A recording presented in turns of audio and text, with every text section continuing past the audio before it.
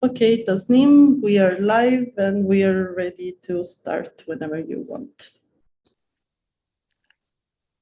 Greetings, everybody. Welcome to CAN's webinar on the Glasgow Dialogue, The Road to Loss and Damage Finance. It is a really great privilege for us to host this webinar with an amazing set of speakers. So let me immediately welcome our guests who are here with us today. Minister McCallan from the Scottish Government, who's the Minister for Environment and Land Reform. Thank you very much for joining us. Very much appreciated as well. And then we have Laura Schaefer, who is with German Watch, and also the co-coordinator of CAN's working group on adaptation and loss and damage. And then we have Vanessa Nakati, who is a Fridays for Future youth activist and from Uganda. And with this panel, we are immensely privileged to have the key leading voices that deal with the issue of loss and damage. So welcome to all of you, and then also a warm welcome to all the guests joining us and participating in this webinar. We're looking forward to hearing your voices as well, and certainly in the area of addressing loss and damage, and particularly mobilizing the kind of resources to address loss and damage is, I think, one of the key challenges facing all of us dealing with the climate crisis.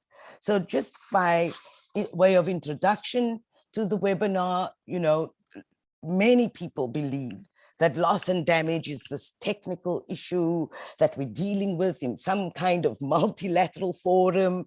And, we get involved in all the technical definitional issues, etc., etc. I think one of the first things we would like to be clear about is that loss and damage is in fact a matter of climate justice. It is the sharp edge of climate justice. It is clear that those who are least responsible for the climate crisis are suffering the worst impacts of that crisis. That is the fundamental injustice. So our response to addressing this injustice is to ensure that there is the scale of finance and resources to support those peoples and communities who are most vulnerable to this climate crisis and who are already suffering the impacts of climate change. And there are numerous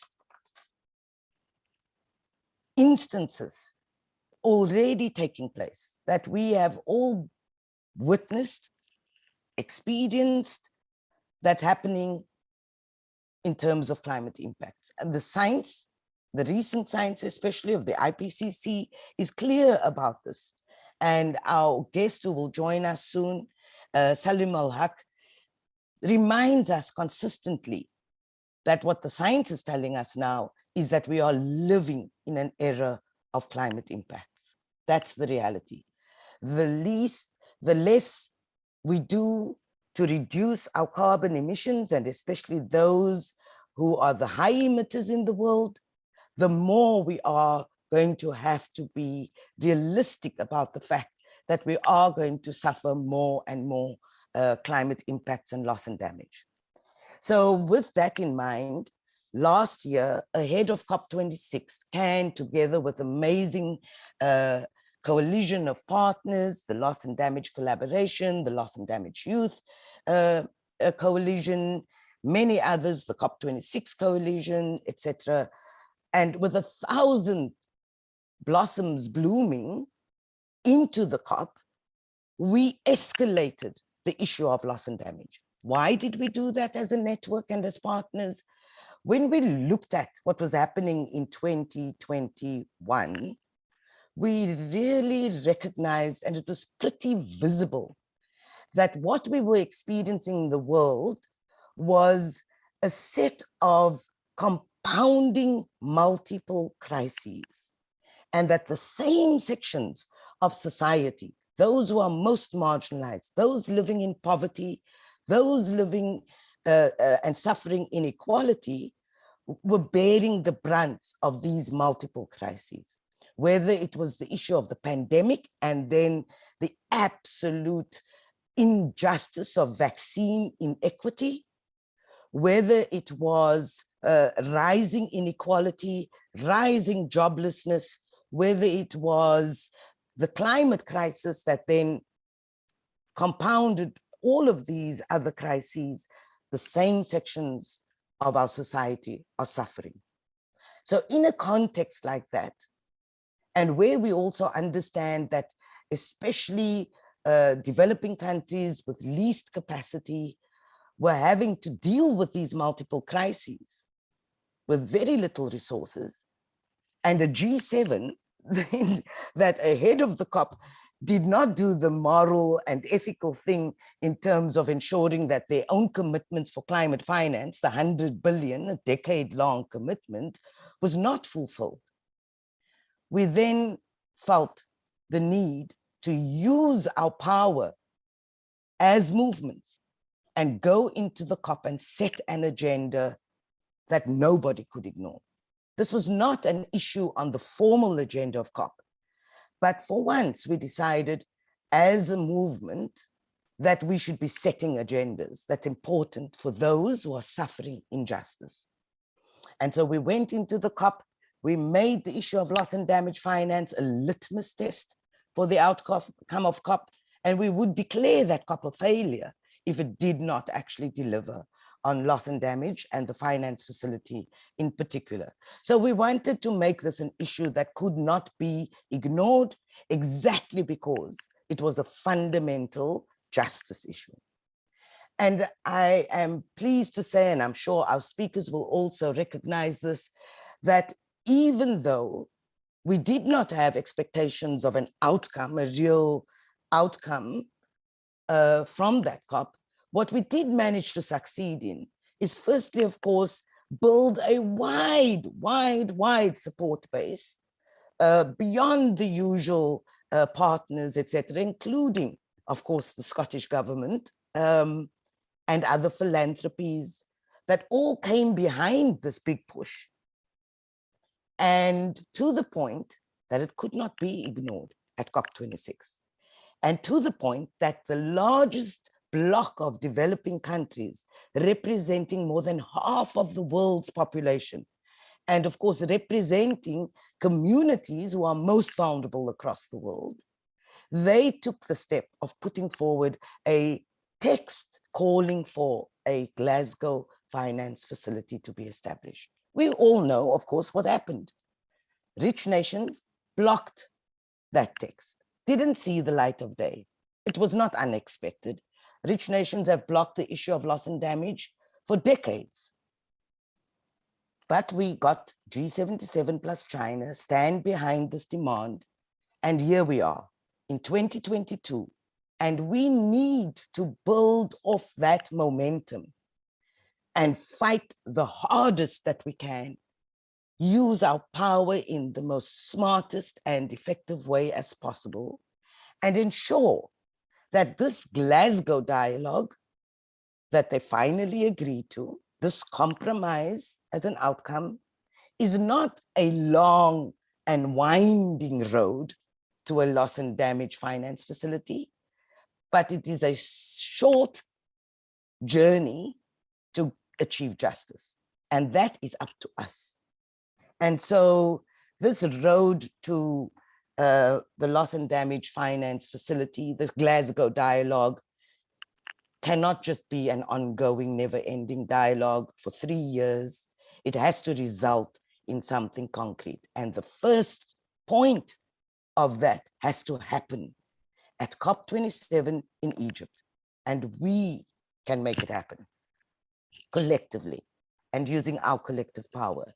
And so this webinar will explore how we do that, how we make this Glasgow Dialogue not a never-ending talk shop, but something that will achieve an outcome, a concrete outcome in the shortest possible time, so that we can serve justice for those who are most vulnerable and impacted.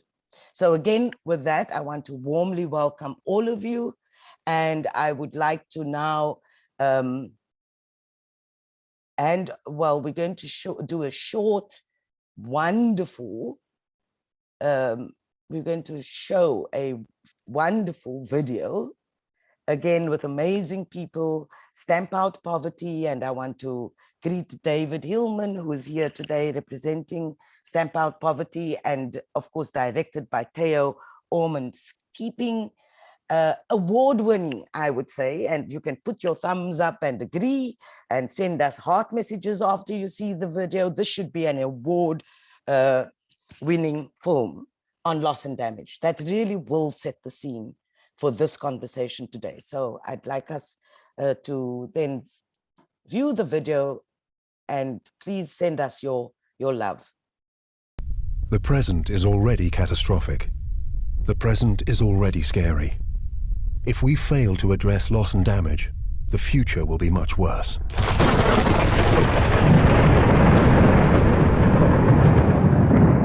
This is loss and damage. It's what happens when climate change intensified disasters like hurricanes, wildfires and floods, and slow-moving catastrophes like droughts and sea level rise lead to a loss of life, culture, biodiversity, territory, and livelihoods, as well as damage to homes, hospitals, schools and roads, which often forces people to flee their homes. Loss and damage as of 2022 is taking place in every single country in the world, including rich countries, but the impacts are mostly on poor people in the poor countries in Asia, Africa, and Latin America. If your island is going underwater, you have to move. If your farmland is turning into desert, you have to leave. If forest fires are destroying your home, what choice do you have? In 2020, we saw heavy rainfall causing 4 rivers to burst their banks in the western part of Uganda, causing massive destruction and leaving over 100,000 people displaced. In the global negotiations on climate change, in the Paris Agreement in 2015, Article 8 was agreed to tackle loss and damage. But since then, not a single penny has been made available for the victims of loss and damage from climate change. And this is a problem, because areas prone to loss and damage are no longer insurable. Insurance is something that works on probability. When you know that you are definitely going to be impacted by climate change, insurance doesn't work. Therefore, money for people to put their lives back together needs to come from somewhere else. Those who are at the front lines are the least responsible for the climate crisis. I do believe in the polluter pays principle. Fossil fuel companies and the biggest polluting countries have the responsibility to provide compensation for loss and damage. The major fossil fuel companies around the world have known for decades that they were producing a polluting product, and they have suppressed that information and they prevented action. As a result, they've made billions of dollars of profit. Therefore, they are completely liable to be challenged now to pay up for the loss and damage that they have knowingly caused amongst poor people in poor countries in particular.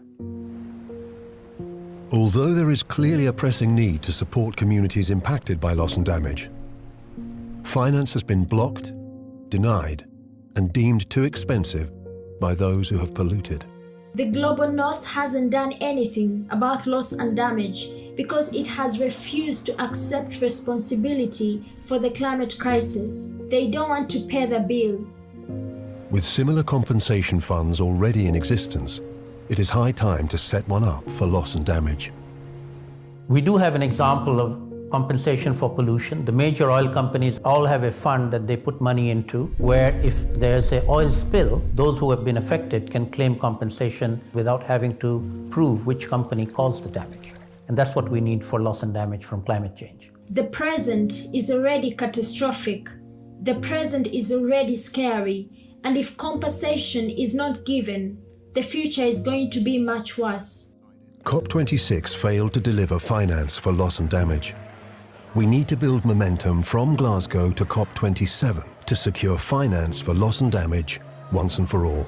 From the perspective of vulnerable communities and vulnerable countries, COP26 failed to deliver finance for loss and damage. For the people at the front lines who need that money now, we expect COP27 to deliver it. COP27 will only be successful if a compensation fund is put in place for communities that are facing the impacts of the climate crisis right now. We have been waiting and waiting for the last 30 years, and we cannot wait any longer. If we do not address loss and damage, then there is no climate justice. It's not just what loss and damage is, but what it means. It speaks of the existential threat that the heating of our fragile band of atmosphere represents. It's the signpost of what's to come. The alarm bell that tells us we are running out of road for ignoring it as if it isn't there. We are running out of road for doing nothing proportionate to the scale of the problem. We are running out of road. Taking care of those at the sharp end of this climate change that is happening now, not tomorrow, but now, is urgent and long overdue.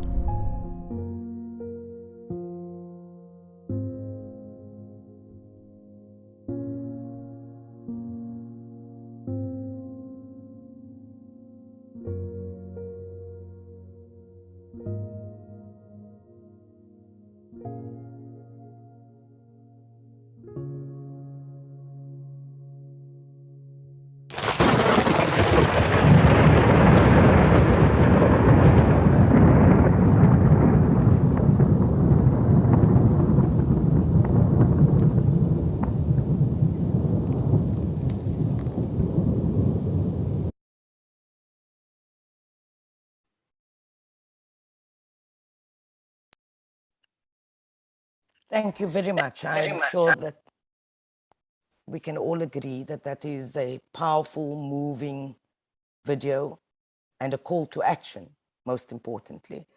And so with that, I am really, really pleased to welcome again Minister McCallan from the Scottish Government, who stepped out and provided amazing leadership during COP26, well, ahead of and during COP26, and made a pivotal shift in the discussions and the attention that was being paid to the issue of finance for loss and damage. Again, welcome, Minister. We really are pleased that you could join us today, and we look forward to hearing your thoughts. Thank you very much, Tasneem. Thank you. Thanks also to everyone involved in organising today's urgent event. Thank you to Stamp Out Poverty for that video, which was moving and frightening and powerful in equal measure, and which I think just sets out so clearly the scale and urgency of what we are facing. And I just want to kick off by echoing Tasneem, what you said at the beginning, and I think what the video spoke to and what Vanessa spoke to in that video, which is that loss and damage, as you say, is a matter of climate justice. And it is a profound injustice that those who are being affected first and worst by climate change and ecological decline have largely done little or nothing to contribute to the problem. And the second great injustice is that those same people who can expect to be impacted by this worse, be it young people, women, those in the global south, their voices are so infrequently heard at the decision-making tables around all of this. So those are the great injustices, the great climate injustices that loss and damage and our actions need to rise to. So thinking of that and looking back on the last almost 6 months to COP26, Scotland and the Scottish Government, we set ourselves the objective of seeking to amplify those voices, the voices of those which, as I say, impacted first and worst, far too rarely heard in global discussions. And as part of this, we committed ourselves to championing the issue of loss and damage alongside many of you. And we tried to essentially, as has been described, move this urgently up the agenda. We also tried to set an example. And at COP26, we announced that our Climate Justice Fund, which we committed to treble during COP26, would also seek to directly address loss and damage. This commitment was the first of its kind made by a developed country and was supplemented by commitments from Wallonia and indeed from philanthropies, including the Children's Investment Fund Foundation. But at the same time, securing more climate finance must continue to be an urgent priority. We are very clear that the developed world must deliver the $100 billion of funding promised in 2009 and meet the commitments in the Glasgow Climate Pact, namely to at least double their collective provision of climate finance for adaptation to developing countries. But we think that much more is needed to address both the economic and non-economic losses and damages that the Global South are disproportionately experiencing right now.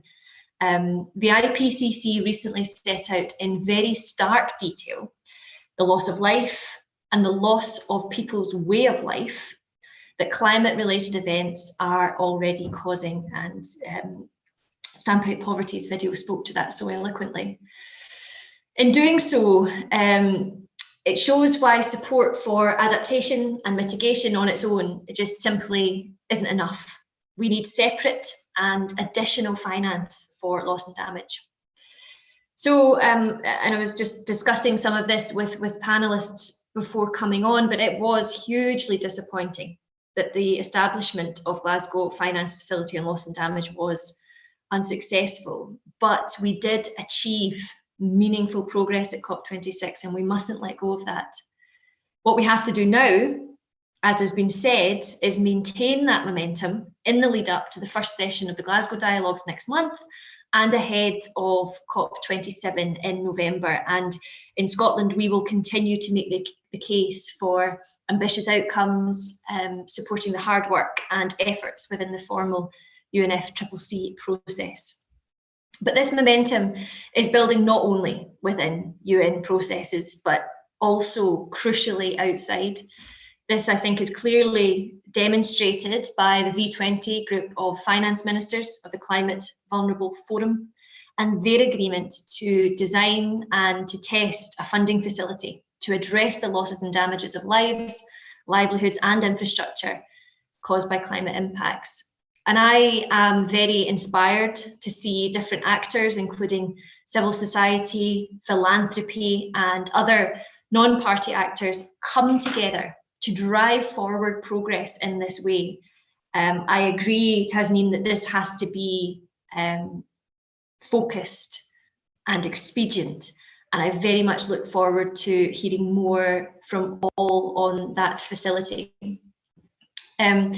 So while a formal mechanism for loss and damage financing is absolutely the goal, there is much that we can and should do in the immediate future to practically and tangibly address loss and damage. The Scottish Government's Climate Justice Fund supports people in Malawi, Zambia and Rwanda to build more resilient and equal communities.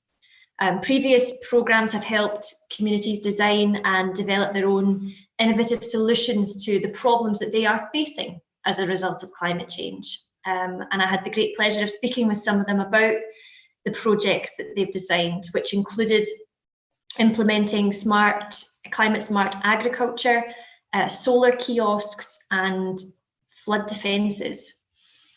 And we have now partnered with the Climate Justice Resilience Fund to directly support some vulnerable communities prepare for and adapt to climate change.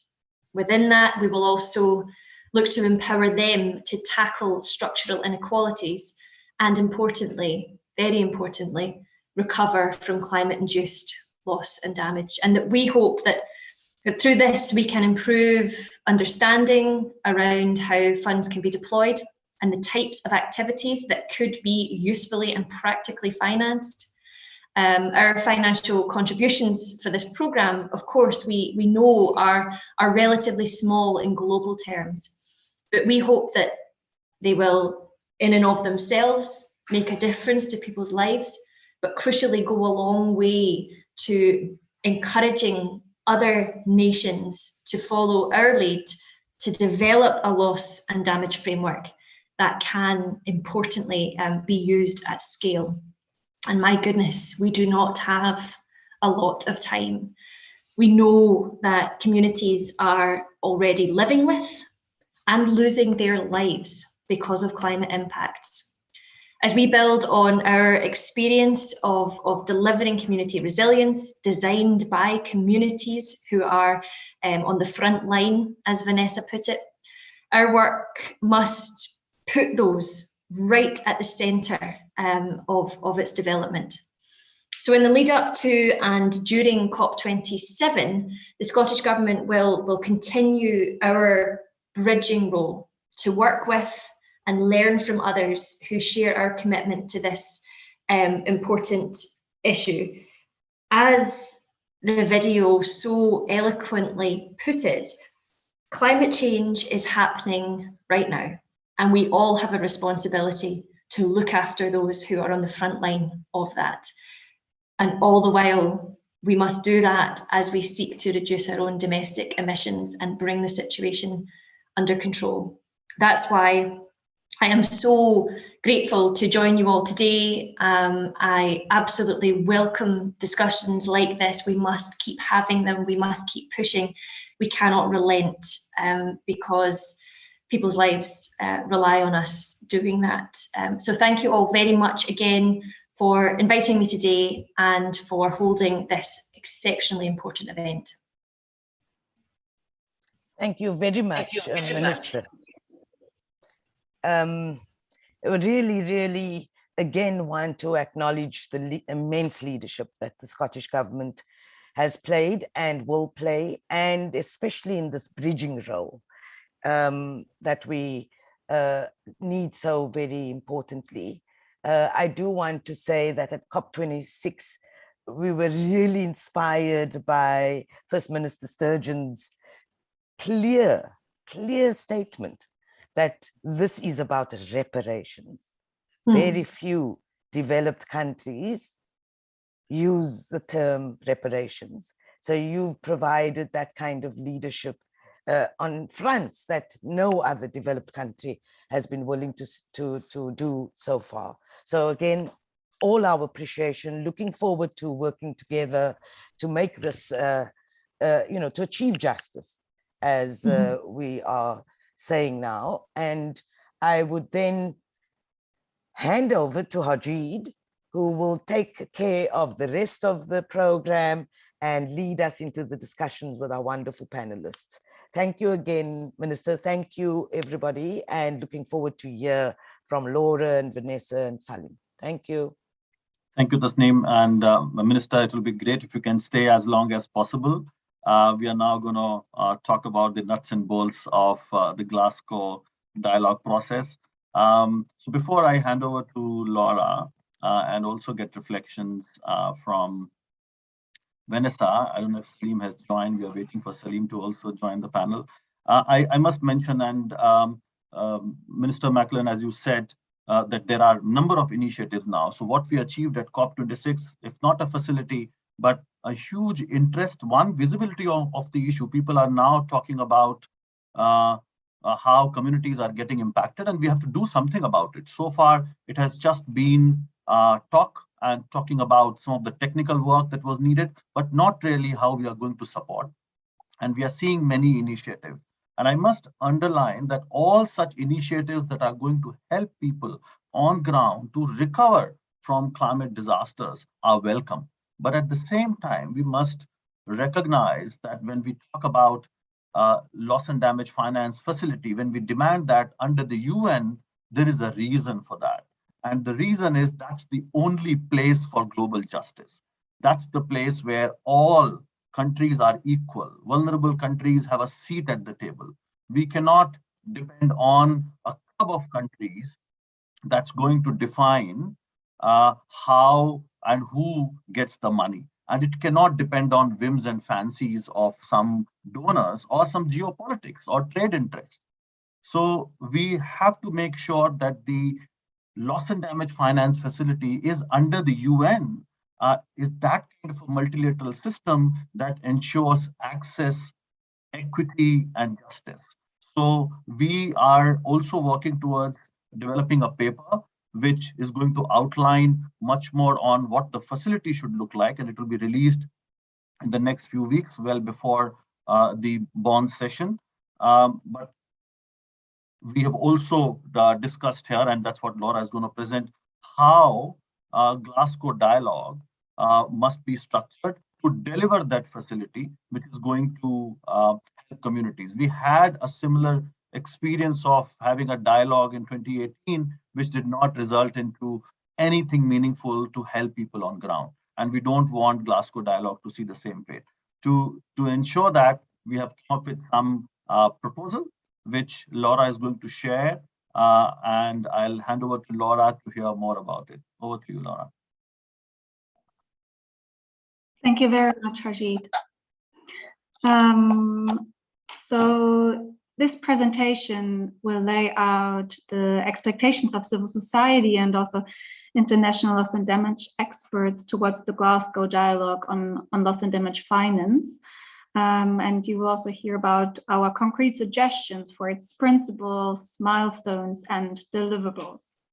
And we are making these suggestions with the ultimate objective, and we heard this already today, with the ultimate objective of making this dialogue a results-oriented process through which adequate, new, and additional support for the most vulnerable people and countries in addressing both economic and non-economic loss and damage is provided.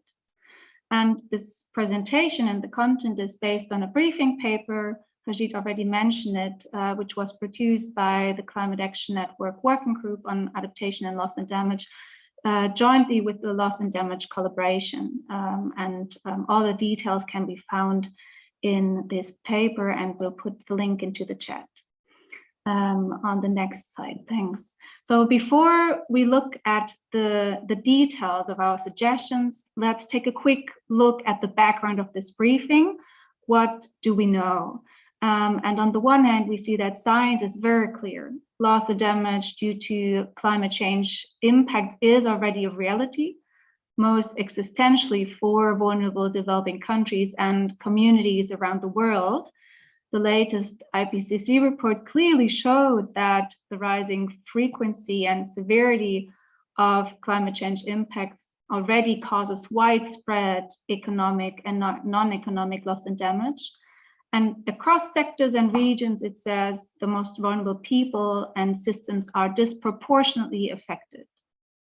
And what we also know are the numbers. We know that by 2030, economic costs of loss and damage are estimated to reach 290 to 580 billion US dollar only in developing countries, let alone the non-economic costs.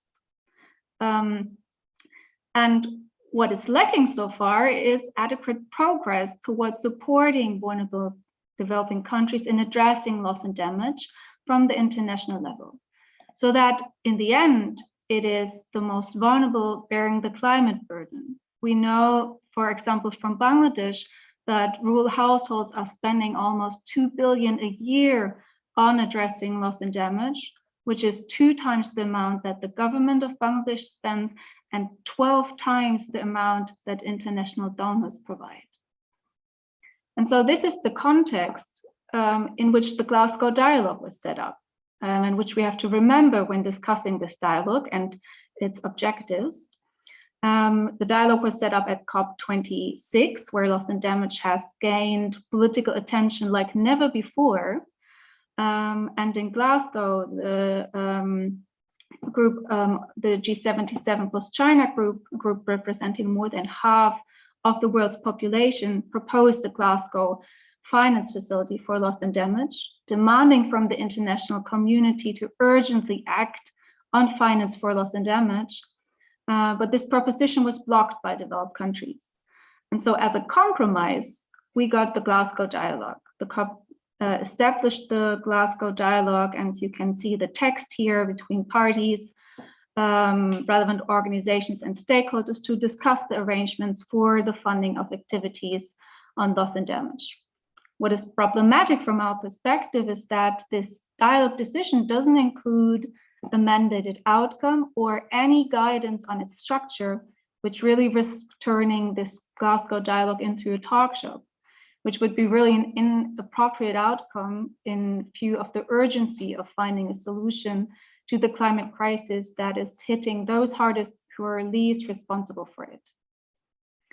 And on the next slide, please. Behind this background, what does the Glasgow Dialogue need to deliver from our perspective?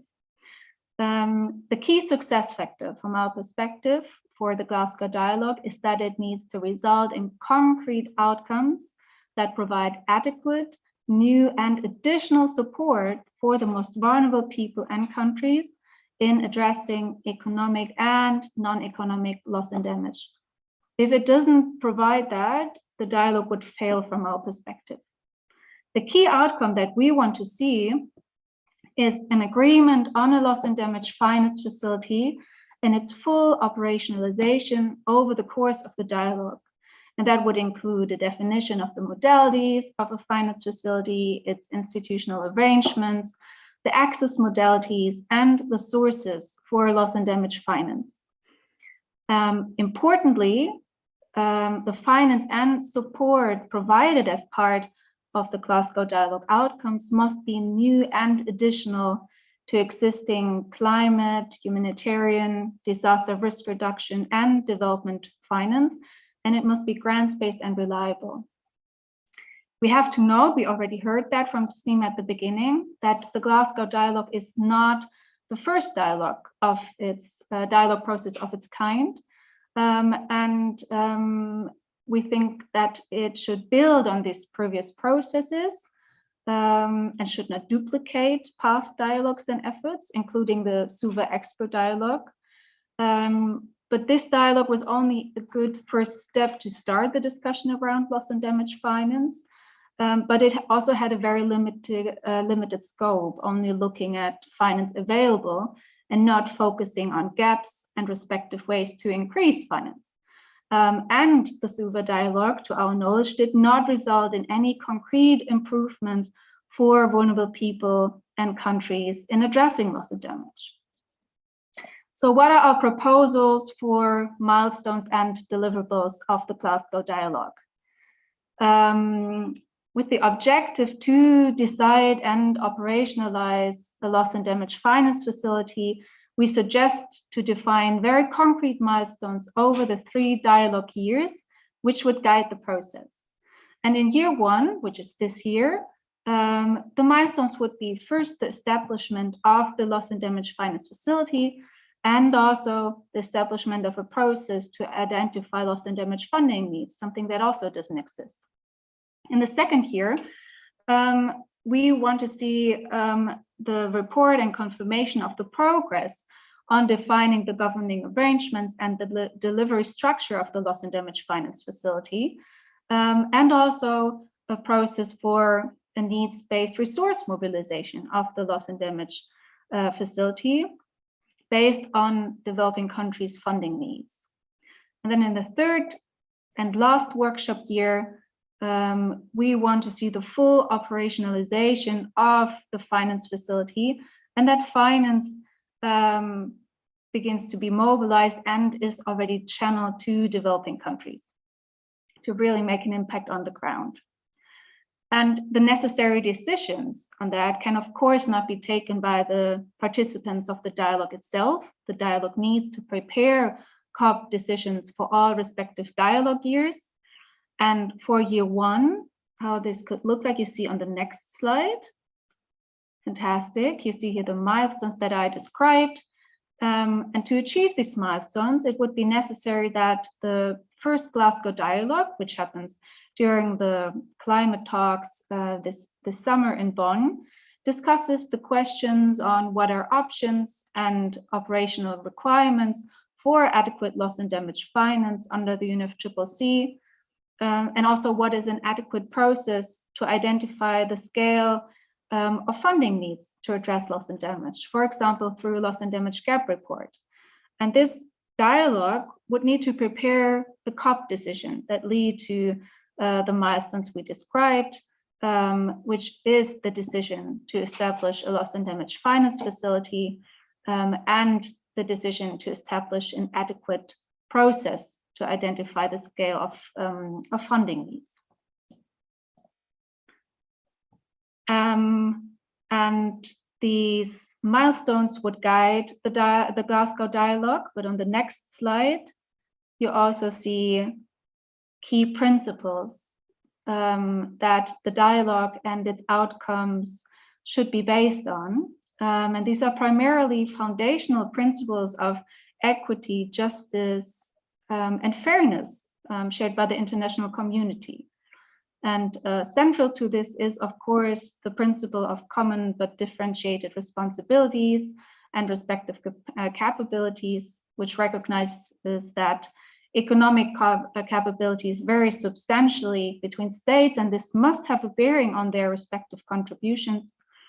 And at the same time, the polluter pays principle, that those responsible for harm must pay to address it, and the no harm principle, whereby states are duty bound to prevent, reduce, and control risks of environmental harm to other states must also be central to the dialogues. Additional relevant principles from our perspective are the needs-based support, so that the Glasgow Dialogue must acknowledge the scale of finance required and that it should be based on country needs rather than being driven by mandated contributions, the way that climate finance is currently set up. And the dialogue itself should be organized as an open dialogue, facilitating views of different country groups and be transparent and accessible for different stakeholders to participate. And with these principles, I want to close my presentation, and thank you very much for your attention. You can find all the details on our suggestions and demands in our briefing paper, and we put the link also into the chat. Thank you. Thanks. Thank you very much, Laura, for outlining our proposal on how Glasgow Dialogue should be conducted and should not remain a talk shop. So I would now like to invite Vanessa Nakate, who I'm sure all of you know, who has been championing the issue of loss and damage, sharing examples of how vulnerable communities are facing these impacts now. So Vanessa, we would like to hear from you. You have been with us in this struggle, and you have seen how we got a dialogue instead of the facility, which means that no immediate support to communities. What are your views? How do you look at this dialogue process, which is going to start in Bonn next month? And what is your expectation, how it should support vulnerable communities and countries in Africa and other parts of the developing world? Vanessa, over to you. Thank you very much. I would like to first say that the climate crisis is something that is already happening right now. And the IPCC has made it very clear that climate change is already killing people across the world. It is destroying people's livelihoods. It is destroying people's present and people's future. So it's evident that the continuous rise in global temperatures is harming so many communities across the world. And we also know that the communities that are being impacted the most are the ones who are least responsible for the climate crisis. For example, the African continent, which has a responsibility of less than 4% of global emissions. But we've seen the occurrence of, climate disasters across the African continent, from floods to cyclones to droughts that have really destroyed people's livelihoods, people left with no homes, people left with no farms, people left with no schools, no hospitals, no power lines. And that's why the climate crisis is more than the rise in global temperatures. It is about the people and how people are being impacted. So we know who is suffering the worst impacts of the climate crisis right now. We also know who is responsible for the climate crisis. So when we start to talk about loss and damage, we know who needs to pay for the climate crisis. So the Glasgow Dialogue, to me, it must really help the people in the most vulnerable communities, people across the African continent, people who are already facing the worst impacts of the climate crisis. I remember being at a meeting with some ministers, and when I asked the ministers whether they believe that the people who are on the front lines deserve their help, they were quick to say that they want to help. But then when I went on to ask whether their countries would commit to putting money for loss and damage, there was a hesitation. So the kind of help that we need, we don't want help to come in form of statements. We don't want help to come in form of promises and in form of words. The time has really run out for promises. What we really need right now is action. And I believe that the dialogue can really help the people in the vulnerable communities to ensure that there is action and compensation funds put in place for loss and damage. Because we are at a time when we cannot afford to have any more promises. Because the more promises we have, the more loss of people's cultures. The more promises we get, the more loss of people's identities, people's lands, people's cultures. So the climate crisis is already impacting so many people right now. And what we need is to speed up in the right direction, to speed up the finance for mitigation, for adaptation, to speed up the compensation fund for loss and damage. And we know that the finance for loss and damage has been a long-standing demand. We've been asking for this for a long time, but delaying this finance means that many communities are going to continue experiencing loss and damage. Blocking finance for loss and damage, it means accelerating and increasing extinction in so many people's communities. Blocking finance for loss and damage, it means the starvation, increasing starvation in so many communities. We saw the Eastern Africa drought that left over 26 million people with no access to food and no access to water. We are seeing the food crisis in West Africa that is also leaving millions of people with no access to food. So it's evident that no one can adapt to starvation. But when finances for loss and damage are blocked, it means that more people are going to starve, more people are going to suffer, more people are going to die because they have no solution for the challenges that they're experiencing. And as we continue to see blocking of finance for loss and damage, we are going to continue seeing the loss of cultures, the loss of people's livelihoods. So there is the need for all of us to build momentum as we head to COP27, to start building momentum now and demand for a compensation fund for loss and damage. Again, we know who caused the climate crisis and we know who needs to pay, and we have to make sure that they need to pay when it comes to COP27. Thank you. Thank you so much, Vanessa, for putting it out so clearly. And we know who has caused the problem. We know who are suffering. And we also know who has to pay and who has the obligation to pay. So what are we waiting for? It's not some technical details that we have to sort out. We know politically who we have to push and who has to now come to the table to help us establish this facility at COP27 and then work out the details over the next year so that it is operationalized in 2029. So that's the target we have set. And thank you very much for all of you outlining and making it very clear. We still have a few minutes, about more than 20 minutes for us to have a discussion. And I must acknowledge the presence of our friends and partners for organizing this event, Stamp Out Poverty and Scottish Catholic International Aid Fund, SCIAF, who helped us put this event together. The floor is open. Let's get some more reflections from you on what do you think Glasgow Dialogue should do more, and how do you look at the proposal. I have already seen some comments coming in the chat, but feel free to put other question or raise hand, and then we will allow you to speak. We also have a question and answer section where you can put your questions or simply put it in the chat.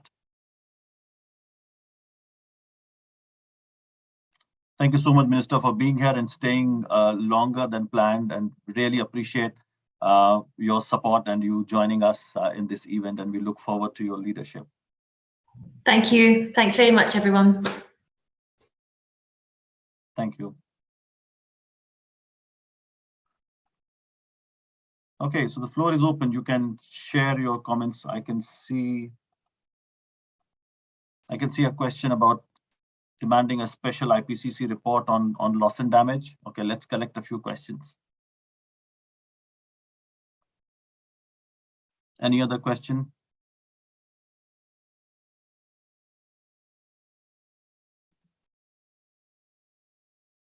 So on IPCC report, I must mention that it has been a journey. I wish Salim had been there, who was originally planned to join the event, and he has been an IPCC author of the previous reports. We all see how even the IPCC process has tackled this issue progressively. So initially it was looked at as a residual impact. And of course, in the convention, we still find the reference to adverse impacts of climate change.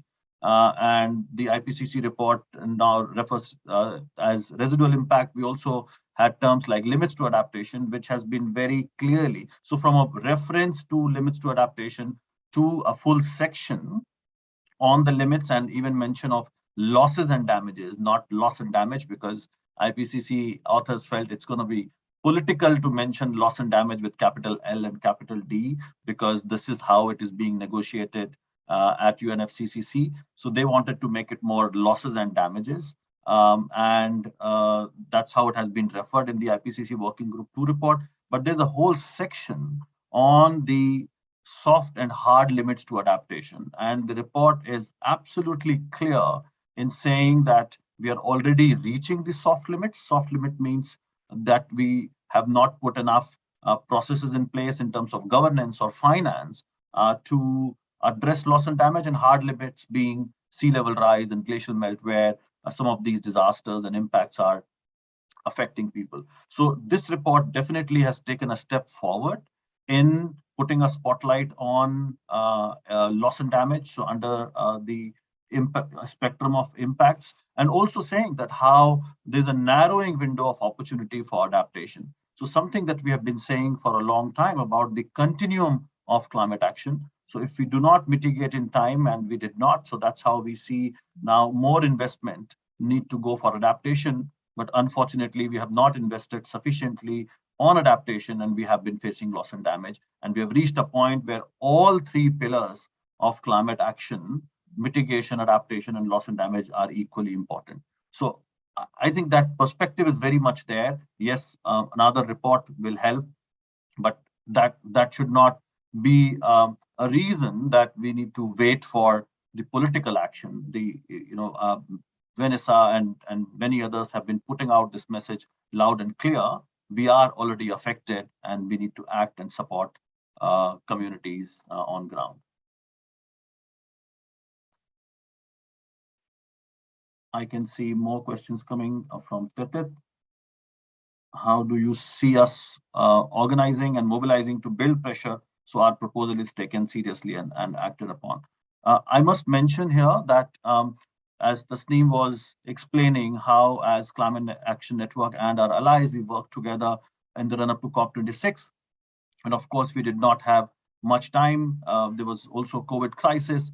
But this year, we started very much right from the beginning, and we have developed our plans with our members, allies, and in our annual strategy meeting, we are very clear, and all our nodes and members have showed their support on this issue. And as we speak, we are working closely with our members and nodes to make sure that the message is not just stay with us. It has to go to negotiators in the capitals, and that's what our target is. So CAN members and nodes are already doing this part, reaching out to their to politicians and asking what their positions are and how they will agree to. And this process is very much part of that. And we will be working much more closely with our nodes and members to make sure that the political outreach is happening now. And we will also be releasing a paper on loss and damage finance facility, which will become a tool for all of us to take to the negotiators and demand, and which is going to be a constructive proposal on how loss and damage finance facility must be established. So I think some of these tools we are going to use to mobilize and be going absolutely clear on how it can be established, so that we can then demand our we can put forth our demand much more confidently and aggressively. I see a comment from Vihali. Okay. Ajit, could I just add to that and just connect a few things? So, I mean, as you can imagine, and thanks, Tetet, for the question, this is going to be a hard fight. And I don't think we must underestimate how hard a fight this is going to be. So just to add to what Ajit is saying in terms of, in our network, we have looked at the kind of political strategy behind this.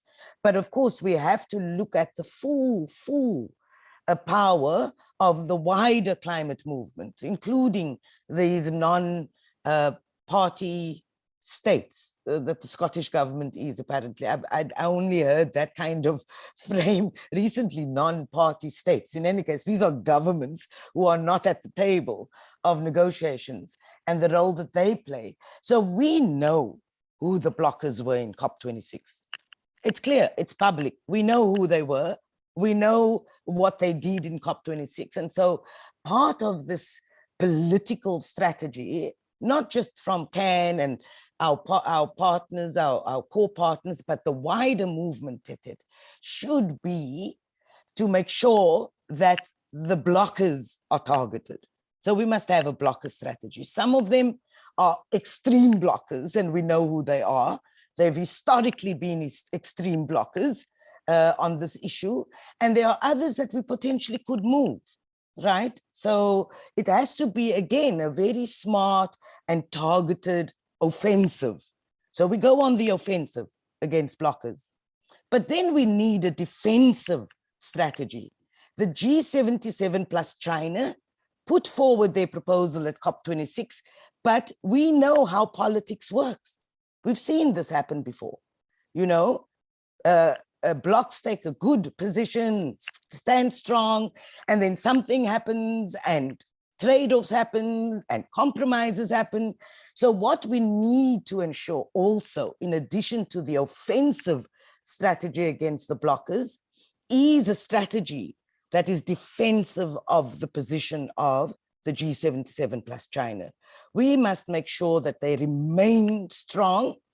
And so we have to engage with the politicians and the negotiators, Ajit. So we're not only targeting negotiators, we have to go to the highest officers and keep the pressure on at that level. And I'm hoping that with all of this keeping of momentum, of building the wider support base on this issue, that we can stand together like we did at COP26 and do that work now. That work can't wait for COP27. That work needs to happen now in these capitals and let them feel the fire.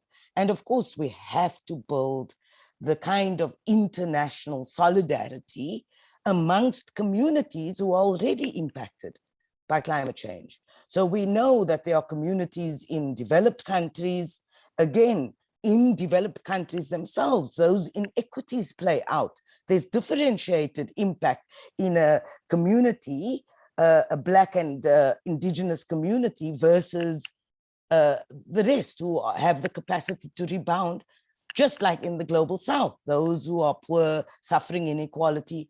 We need to also build solidarity between impacted communities from both global North and global South. So Ajit, just to add to what you're saying, this is political. It's a political fight. Let's be very clear. We've got the backing now of technical proposals, real concrete technical proposals, but we have to fight for it. It's not going to happen without the fight. Absolutely. And we have to do what we did at COP like several times of our efforts, what we did at COP26. So that's what we will be working towards. And of course, we will be working with you in terms of coordinating all those efforts and creating that groundswell in countries, in the capitals, and being very prepared when we come to international spaces. I can see a range of questions. I hope I'm following the order. So Vihali, your question on how to get private sector involved, everybody has a role to play. But at this very moment, we have to focus on polluters, particularly states. Of course, corporations have to pay. And in fact, there are some very concrete proposals on how we should be putting levy on fossil fuel extraction, for instance, who we know how fossil fuel companies are responsible for the crisis that we are facing. We have, David is here from Stamp Out Poverty. We have a proposal called climate damages tax. So private sector has to be, especially fossil fuel industry, has to be penalized to pay for loss and damage. And that will not happen directly. We have to make sure that states, governments are on board where these companies are headquartered. So just targeting private companies, yes, we need to be naming them, shaming them, but the money will be flowing only when states are on board and they start penalizing and collecting money through them. Ajit, would yeah. you mind? I don't know if Vanessa could tell us about their campaign against the East Africa pipeline. You know, these are examples of other campaigns that contribute overall to the issue of loss and damage as well. And it would be really, I don't know, Vanessa, if you're okay about. Yeah, that's fine with me. Yeah, number of activists and movements are doing this campaign to stop the East Africa crude oil pipeline. And this is a pipeline that is going to go through, you know, a number of rivers, around 200 rivers, and a third of the pipeline is going to go through the Lake Victoria basin. Lake Victoria is the largest inland freshwater lake in Uganda and also in Africa, and about 40 million people depend on it for food, for water, and also for income. And it's going to go through one of the largest and oldest national parks in the country. So there is a fear of, you know, harm towards biodiversity, towards the animals, towards the rivers and the lakes, just in case of, you know, any kind of oil spill. And we're kind of, you know, saying we need to allow African nations to transition to renewable energy. We need to stop, you know, global North companies and global North countries from exporting their, you know, their emissions into African nations and also harming the communities that are directly impacted, for example, by these pipelines. So this is some of the work that we are doing with the Rise Up movement and also other activists in the Fridays for Future movement.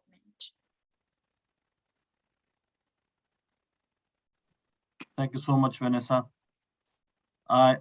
Laura, would you like to pick up a few questions? There are a few questions in the chat on concrete interactions between Santiago Network for Loss and Damage and Dialogue. Would you like to come in or? Sure. Could you just let me know what the question on the Santiago Network is? I haven't seen. So the question is, what are the concrete interactions between Santiago Network for Loss and Damage and the Dialogue? Okay, thank you. So the Santiago Network for Loss and Damage is another process under the UNFCCC that is currently going on, which and we hope that the Santiago Network will be fully operationalized this year. what I can imagine the Glasgow Dialogue and the Santiago Network to do together is to see what are the needs in terms of capacity building and support that the Santiago Network needs to deliver, that these will be discussed under the Glasgow Dialogue. But there is already a specific process to set up and operationalize the Santiago Network ongoing. There will be a meeting in Copenhagen soon, and there have been a number of meetings. So that is already on good way. And what we don't want is to divert the attention away from what we really want with this dialogue, which is setting up and operationalizing the loss and damage facility.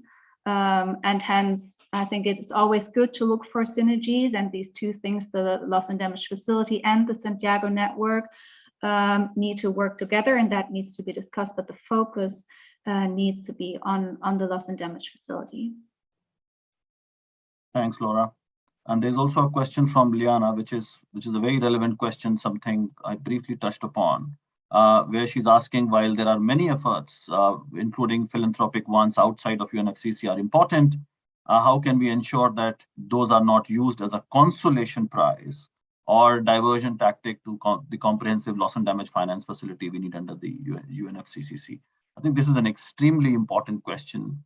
And because of the greater interest now on this subject, we have seen many such initiatives popping up. So, of course, more the merrier in terms of supporting communities on ground. But as Liana said very rightly, we don't want to see them as consolation or as diversion tactic.